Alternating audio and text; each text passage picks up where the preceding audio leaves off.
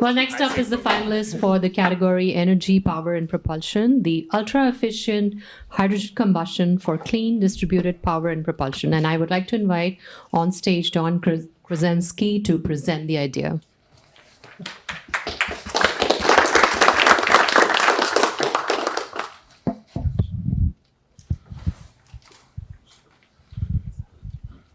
Good afternoon. I'm a bit of a roamer, so I'm going to roam with the mic here a little bit.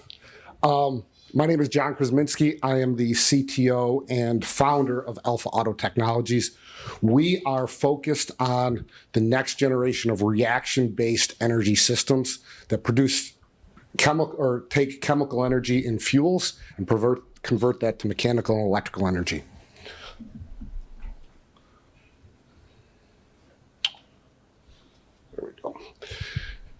To put this in perspective, the energy demand is growing exponentially.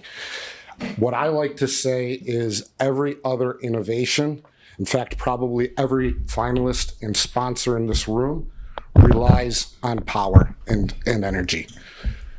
AI, data centers, electrified industries, electrified transportation, all rely on energy production. Again, this is a huge problem that's growing. To kind of bound the problem, we are adding Japan's entire power consumption to our grid demand every year. There's many impacts in life where you remember where you were at. I might be dating myself, but I remember where I was when the 2003 blackout occurred that took out the whole northeastern coast. That left 55 million people without power. The grid today is no more resilient. We've gotten lucky. In fact, it's almost worse because of these other technologies that are demanding power from the grid. To put this in a graphical illustration as well, in a use case, the light blue line represents the power demand in a municipality. The green shaded area is the power that is produced by the on-site renewables. Since that 2003 blackout, we have done an excellent job of adding renewables to our grid. However, this introduces another problem. How do we fill the gaps? This is where our technology comes in. We fill those gaps, allowing the use of renewables and then filling those and firming the grid with our energy production. Now, I'll get into this a little bit more later when I get into the science of our technology, but we can do this with any local fuel. So, for example, if you're in Brazil, you might be using an ethanol-based fuel. In the United States, we may be using a white hydrogen. With a reaction-based system, we can generally use any fuel cleaner and better than what's being used today. We're born out of Detroit. I moved to Detroit 20 plus years ago to specifically be in this area. This is a real technology. You can see it running here on the screen. And I put 20 years plus in the automotive sector to develop my knowledge in this sector. And after having kids, I kind of said, okay, what is my knowledge base? How can I change the way the world that we live in today? And I know engine development, I know power system development, and this is what really founded the mission at Alpha-Otto Technologies. Now getting into the science, and I'm sure my kids, going back to them, really enjoy our dinner time conversations. I bore them with this all the time. What we're doing differently is we have I'm going to use the terms reaction and combustion. In engine development world, we somewhat use these interchangeably, but semantics do matter. We have a core engine architecture that contains the reaction chamber and power cell. And then we have support systems around that reaction chamber that allow us to control exactly what reaction is occurring inside that power cell. On top of all this is the electronics and control system that make this all possible. Here's a animation of the power cell and the reaction chamber working, though this is only a small portion of the system. I'm not showing you here the preconditioning systems and the scavenging systems outside of this chamber, but the core reaction chamber itself. Now, I mentioned earlier the usages of traditional fuels as well as clean fuels like hydrogen. Well, using traditional fuels, the reaction-based system, we can do much cleaner. So by nature, we can eliminate CO emissions, NOx emissions. Mansoor did a great job earlier educating you all on NOx emissions. We'll get into that later. But this improves thermodynamic efficiency and eventually the mechanical efficiency that drives the generation system. Thermodynamic efficiency is just a fancy way of saying we can use less fuel to produce the same amount of power. Now, diving into the details of the tech and actually how it works. The graphs here on the right-hand side, the orange curve shows what we call near constant volume energy release. What this basically means is when we get the reaction occurs in the reaction chamber, we get a high spike in internal cylinder pressure. And what that allows us to do is we get a average pressure that is similar to that to a spark-assisted or compression ignition system, but we use less fuel to achieve that overall average pressure.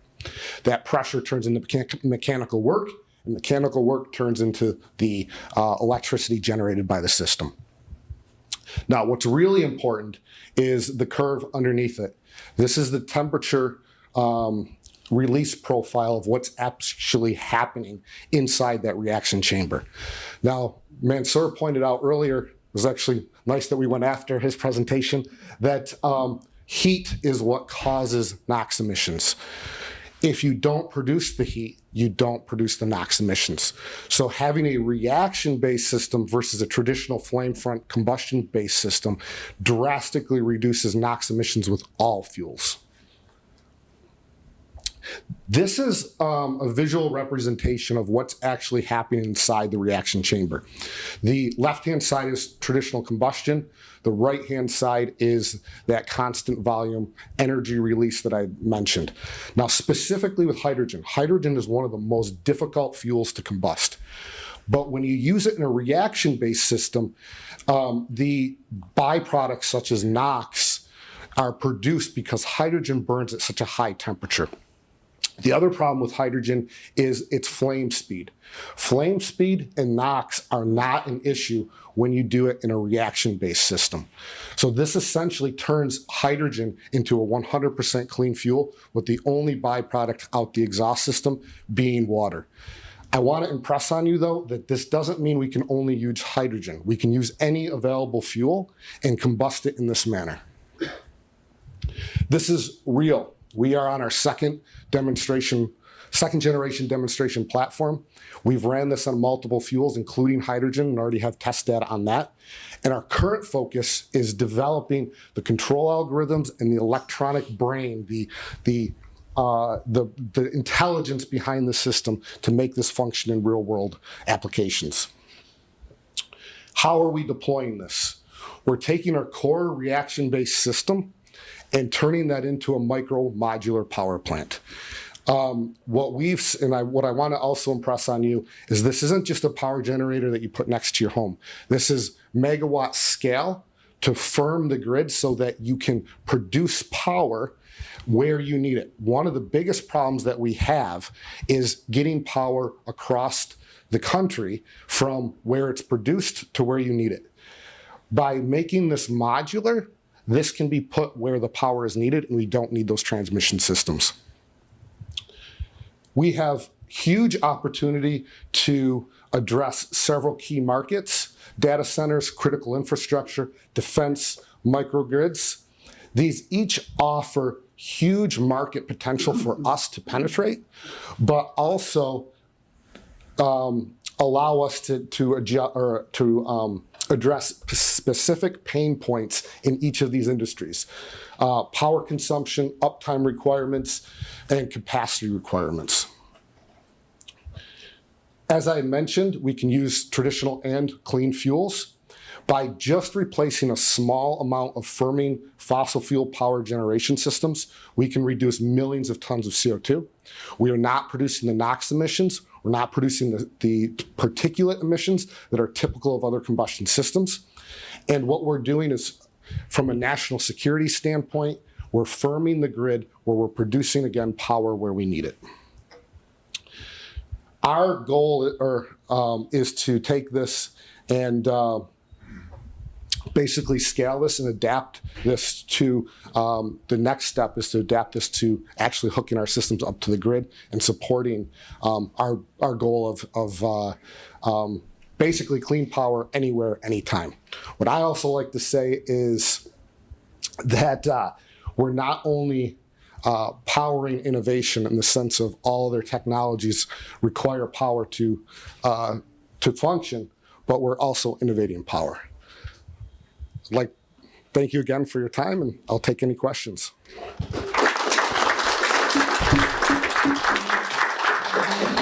Any questions?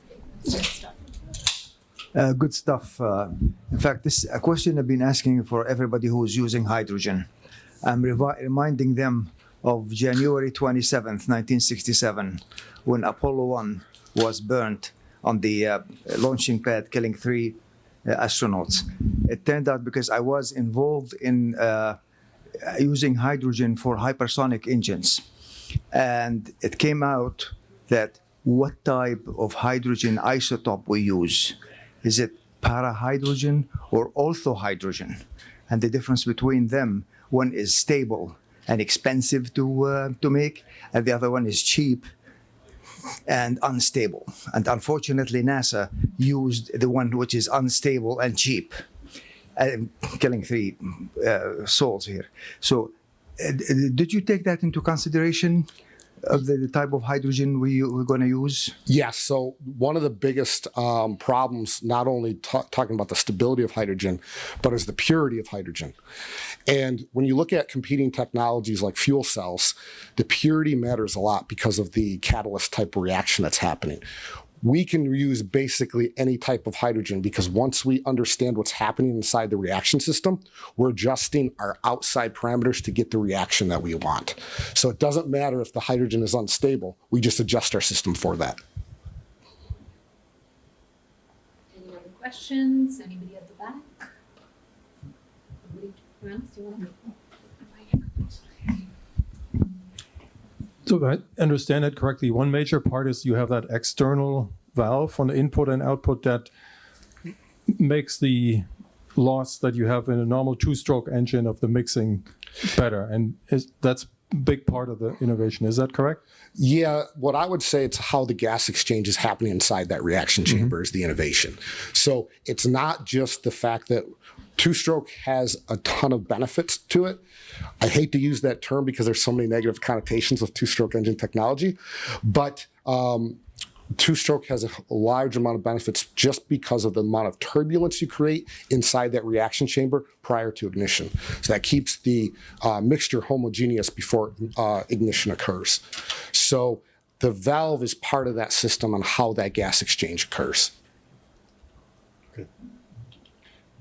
You talked about being able to burn different types of fuel. So when you change, if you had a unit at a site and one type of fuel is available for a period of time and then later on a different type of fuel is available or more economic, what's involved in making that switch in the system?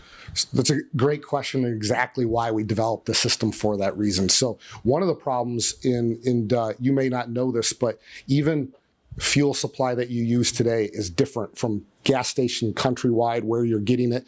There's a ton of difference in fuel supply.